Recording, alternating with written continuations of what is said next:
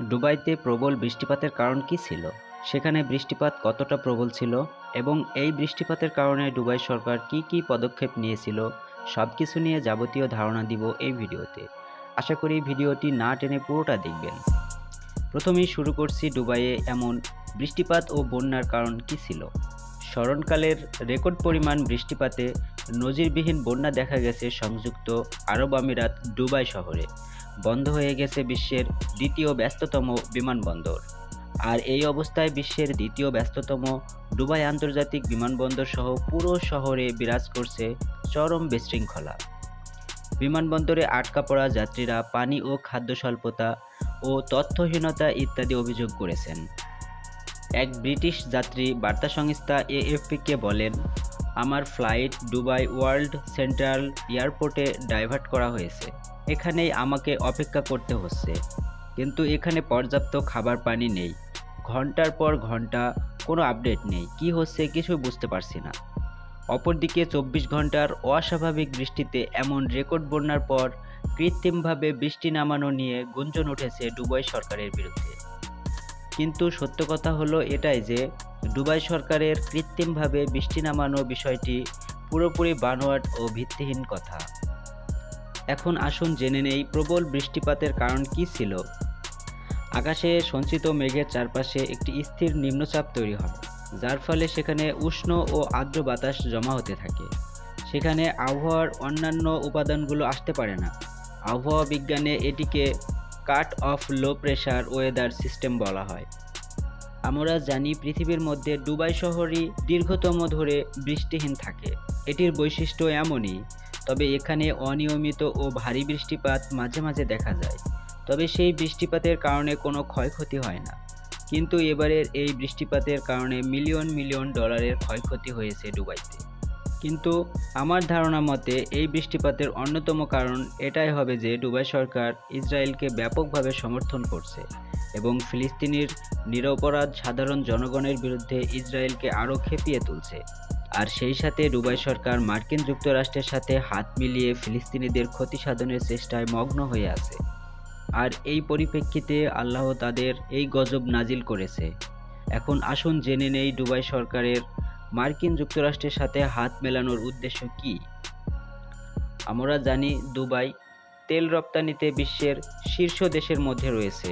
আর এই প্রাকৃতিক সম্পদ মার্কিন যুক্তরাষ্ট্র সহ বিশ্বের বিভিন্ন দেশে তাদের উৎপাদিত তেল বিক্রয় করা হয়ে থাকে। আর যাদের কাছে তাদের তেল বিক্রয় করা হয় তারা বেশিরভাগ রাষ্ট্রই ইসরায়েলকে সমর্থন করে। আর তাই দুবাই সরকার চায় না যে তাদের এই তেল বিক্রির কোনো ক্ষতি হোক। এই কারণে দুবাই তাদের বিভিন্ন কাজে সহযোগিতা করে আসছে। আর তাই ইসরায়েলকে সমর্থন করার কারণে আল্লাহ তাদের ওপর এইরকম গজব নাজিল করেছে। এখন আসুন জেনে নেই বৃষ্টিপাত কতটা প্রবল ছিল। মরুর দেশ সংযুক্ত আরব আমিরাতের উপকূলীয় অঞ্চলে দুবাইয়ের অবস্থান। দুবাই সাধারণত খুব শুষ্ক থাকে। বছরে এখানে গড়ে ১০০ মিলিমিটারের চেয়ে কম বৃষ্টিপাত হয়। তবে মাঝে মাঝে দুবাইকে চরম বৃষ্টিপাতের সম্মুখীন হতে হয়। দুবাই থেকে মাত্র ১০০ কিলোমিটার দূরের শহর আল আইন, সেখানে ২৪ ঘন্টায় ২৫৬ মিলিমিটারের বৃষ্টিপাত রেকর্ড করা হয়েছে। প্রবল বৃষ্টিতে আমিরাত ও দুবাইয়ে কী পরিমাণ ক্ষয়ক্ষতি হয়েছে তা তাৎক্ষণিকভাবে জানা যায়নি। তবে দেশটির সর্ব উত্তরের আমিরাত বা অঞ্চল রাস আল কাইমায়ে গাড়িতে ৭০ বছরের এক ব্যক্তি মারা গেছে বলে নিশ্চিত করেছে পুলিশ। দেশটির সব স্কুল বন্ধ ঘোষণা করা হয়েছে।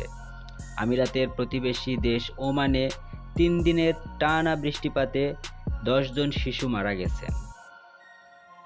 দুবাই বিমানবন্দরগামী বা বিমানবন্দর ত্যাগের অপেক্ষায় থাকা ৫০০রও বেশি ফ্লাইট বাতিল করা হয়েছে। ভারতে বিমান চলাচল কর্তৃপক্ষ জানিয়েছে, ভারত থেকে দুবাইগামী প্রায় ১৫টি ফ্লাইট বাতিল করা হয়েছে। আবার দুবাই থেকে ভারতমুখী ১৩টি ফ্লাইট বাতিল করা হয়েছে। দুবাইয়ের সবচেয়ে বড় বিপণী বিতান দুবাই মল বন্যায় বেশ ক্ষতির মুখে পড়েছে। গোড়ালি সমান পানিতে ডুবে গেছে মেট্রো স্টেশন। কর্মকর্তারা বলছেন, বর্তমানে নির্দিষ্ট কিছু রুটে মেট্রো চলাচল অব্যাহত রাখা হয়েছে। স্টেশনগুলোর লাল বা সবুজ লাইনের রক্ষণাবেক্ষণের কাজ চলছে। ওমান হয়ে বৃষ্টিপাতের সংযুক্ত আরব আমিরাত ও বাহরাইনে আঘাত এনেছে। দুবাইতে এর আগেও এই রকম বৃষ্টিপাত হয়েছিল 1949 সালে, কিন্তু সেটা এবারের মতো এত প্রবল ছিল না এবং সেই সময় ক্ষয়ক্ষতি অনেক কম হয়েছিল। 1949 সালে রেকর্ড রাখার পর থেকে এবারের সর্বোচ্চ বৃষ্টি হয়েছে দুবাইতে। আবহাওয়া অধিদপ্তর দেশের সব নাগরিককে সতর্ক থাকার পরামর্শ দিয়েছে এবং তাদের বন্যা দুর্গত এলাকায় সাবধানে থাকার পরামর্শ দিয়েছে। দুবাইয়ের সমস্ত রাস্তাঘাট পানির কারণে চলাচল উপযোগী নেই এবং মেইন রোডগুলোতেও একই রকম অবস্থা দেখা যাচ্ছে এবং হাজার হাজার গাড়ি এই বৃষ্টিপাতের কারণে ভেসে গেছে, যেগুলো খুবই ভয়ানক ব্যাপার ছিল। তবে মজার বিষয় হলো, এই বৃষ্টিপাতের সাথে আসমান থেকে অনেক মাছ পড়েছে এবং সেই মাছ দুবাইয়ের বিভিন্ন দোকানের মধ্যে পানির সাথে ঢুকে পড়েছে। ভিডিওটি ভালো লাগলে চ্যানেলটিকে সাবস্ক্রাইব করে পাশেই থাকুন। ধন্যবাদ।